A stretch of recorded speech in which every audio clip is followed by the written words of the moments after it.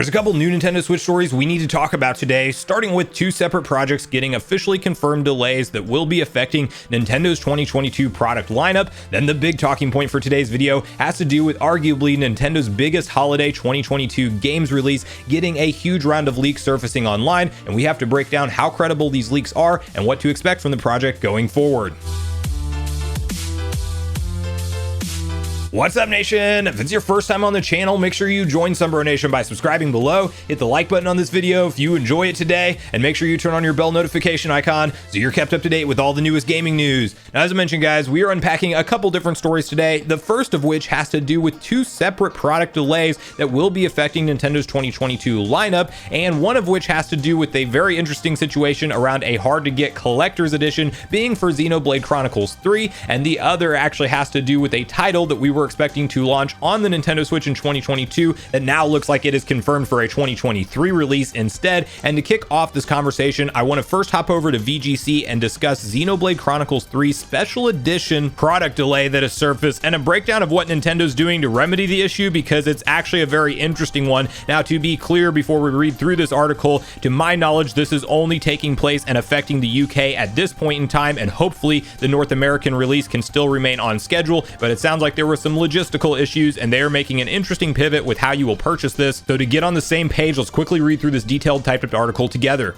Nintendo has delayed EU Xenoblade Chronicles 3 Collector's Edition pre-orders until after release, slipped due to unforeseen logistical challenges. In a new statement on My Nintendo Store website, Nintendo says that anyone wishing to buy the Collector's Edition can simply register their interest now, but won't be able to pre-order until after July 29th when the game is released. Nintendo previously confirmed the Collector's Edition would not be released in July alongside the game itself. Due to unforeseen logistical challenges, we are unable to open pre-orders for the Xenoblade Chronicles 3 Collector's Edition before the game launches on July 29th. We apologize for any inconvenience caused. To give the customers the flexibility to purchase and enjoy the game at launch, we will now be offering the contents of the Collector's Edition, softcover, concept, art book, steel case, and outer box packaging as a separate purchase at a price that does not include the Xenoblade Chronicles 3 software. So this will definitely be a frustrating situation for a lot of the hardcore Xenoblade fans that wanted that day one. You know, when you're hyped about a game's release, you want to be able to look at all of the collector edition content that comes with the game to kind of get yourself ready to dive in. And then ideally you get through looking at that stuff and you're playing the game right after, all in the same time frame.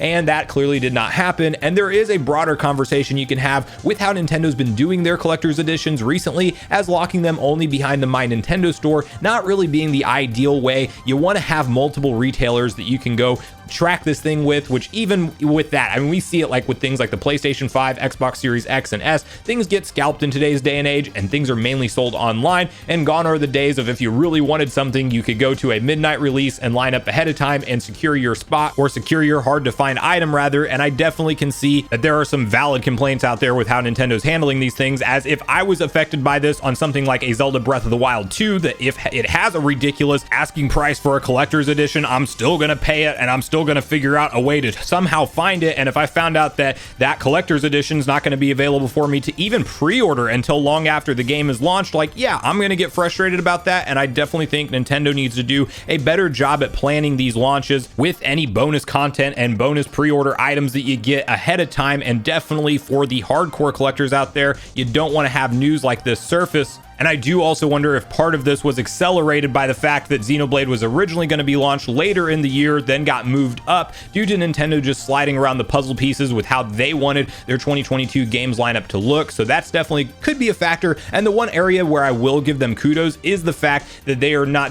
pulling some BS where they just decide to include the game still with the collector's edition that you can't even pre-order, because like clearly the collectors out there are going to want to have the game day one. You definitely would buy the game day one if you want something like the collector's edition, so why would you have to buy it twice? That would be a terrible move. And at the very least, I think we can give Nintendo kudos on that part, where they're not doing something grimy and making people legitimately purchase the same game twice that otherwise wouldn't have had to. But here's hoping when the pre-orders do finally go live, that as many fans that want to get that thing at retail price will be able to secure it, and hopefully not have too much competition with bots, even though that's 9 times out of 10 what happens with these sorts of things nowadays. But in addition to that delay news around the collector's edition, we actually have a Nintendo Switch game that would have been out in 2022 now confirmed for a 2023 launch, and this is the second time this project has been delayed. We are talking about Star Wars Hunters, which is from Zynga, notably one of the companies that had claims from Takahashi Mochizuki around them having a 4K dev kit, and I don't think that that necessarily ties into any Switch Pro rumors, so I won't be going in that direction with this story, but it will be interesting to see what state and how graphically impressive this game is when it ultimately releases and how it runs on the Switch, as it will be coming out with both the Switch and mobile platforms. And I could be wrong, but I believe this is the first project that Zynga has actually developed for a Nintendo console, so it'll be an interesting one to keep our eyes on. But to read through the exact news that was released today, you can see the following posted up over on Nintendo Everything, where it says Star Wars Hunters delayed to 2023. Star Wars Hunters has been delayed for a second time and is now planned for a release in 2023. The game was first announced for Switch during a Nintendo Direct in February 2021. It was due out later in the year, but was pushed back to 2022 last September. A statement about the delay reads, "We are working tirelessly to achieve our vision for Star Wars Hunters. Our ambition is to create a competitive battle arena game that will entertain for years to come. To ensure we meet the high expectations we are setting for fans globally and ourselves as developers, we have made the decision to delay the worldwide launch of Star Wars Hunters. We invite all gamers to join us on Vespara when Star Wars Hunters launches in 2023 on Nintendo Switch, iOS, and Android devices."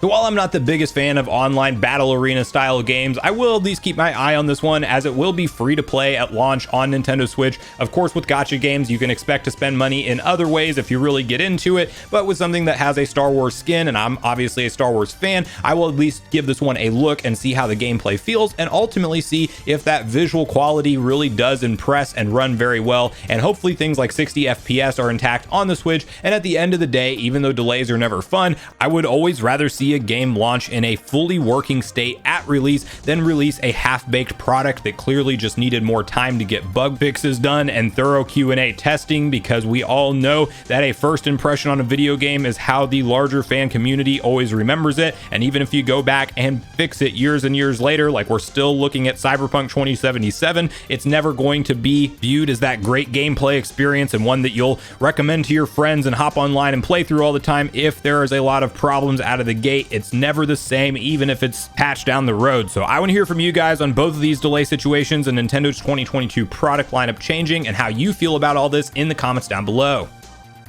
Now, the other story we're talking about today has to do with what I would say you could call Nintendo's biggest 2022 holiday games release, being Pokemon Scarlet and Violet, receiving a huge round of leaks online. And I will not go into super in-depth detail on all of these. I will leave the links rather in the article so you guys can dive in yourself if you really want to uncover everything. But there is some interesting bullet points and talking points around what we can hopefully expect with Pokemon Scarlet and Violet, as this is a big entry in the franchise, as it claims to be the very first true attempt at an open world Pokemon experience, meaning there is not a linear path. Even what we saw with Pokemon Legends Arceus being more of that open zone game layout, where you had things like massive environments where you could choose which direction to go, you still had an overall story arc bringing you into different zones, as the game is definitely a linear progression, even though you have large open fields to go track down your Pokemon. And it will be very interesting to see the gameplay enhancements that come with Scarlet and Violet after such a different feel that Legends Arceus achieved, with things like dodge rolling and sneaking through grass and ditching traditional Pokemon encounters, for rather you get to decide to try to sneak up and throw the Pokeball, or you get to decide to just throw your Pokemon out, and it all happens in a real-time seamless transition. So I will be very curious to see more on Scarlet and Violet, but to go over some of the bullet points and the stories around where these leaks are originating from, as well as how credible they are, let's quickly hop over to Go Nintendo, where they have a typed up breakdown of what's going on here. Rumor: numerous Pokemon Scarlet Violet details and images leak from anonymous source. So many leaks, Farfetch'd should get involved. More and more supposed leaks regarding the upcoming Pokemon Scarlet and Violet have been surfacing online over the past week. As usual, none of these are verifiable, but they're being shared by multiple accounts and definitely have some traction in the Pokemon community. The source of the leaks is an anonymous Twitter account who has become known by most as Mr. K, but who changes his handle on a regular basis to avoid too much attention. The majority of these leaks come in the form of extremely blurry screenshots, presumably shared that way purposefully in order to obscure the source's identity. Included in these screenshots are images of new Pokemon evolutions, gym leaders, and more. There's also some unconfirmed info regarding the new game structures, features, and options. Gyms will be able to be completed in any order, although their difficulty won't change no matter when you attempt them. There will be around 400 Pokemon in the regional Pokedex.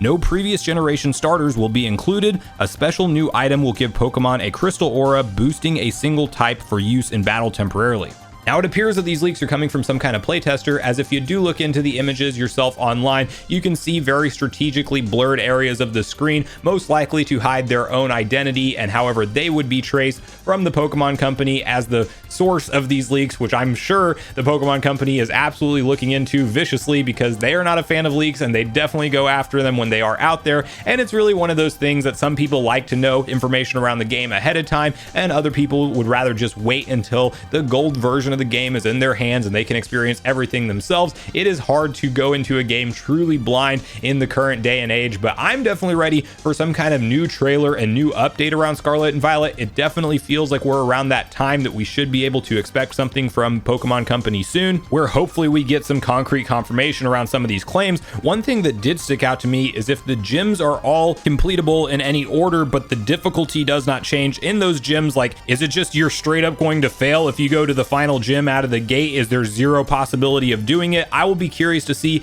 how they really pull this off, and maybe you could just grind out and really level up in the early area of the game, or just go somewhere you're not quite supposed to be yet, but bring the right types of Pokemon and over level, then just go crush all the other gyms in any direction you want. I'm definitely curious to see how the multiplayer co-op aspect is going to come into this, because they already led off with an advertisement of 4-player supported co-op, and that can definitely have some interesting gameplay implementations. My expectations will be very high after playing through Legends Arceus, which is honestly for me my most enjoyable Pokemon experience I've had in years and years. It was really just the refresh that I was wanting from the series, so going back to probably more of that traditional formula, maybe linked in with some mechanics that they did implement in Legends Arceus, I will definitely have my eye on this one and be very hyped to check it out when it launches later in November. I want to hear from you guys at this point in the video, how you feel about everything we talked about today. What are your thoughts around how Nintendo is handling collector's editions lately, and how this particular Xenoblade issue is being handled in the UK, and how you feel about Star Wars Hunters being pushed to 2023?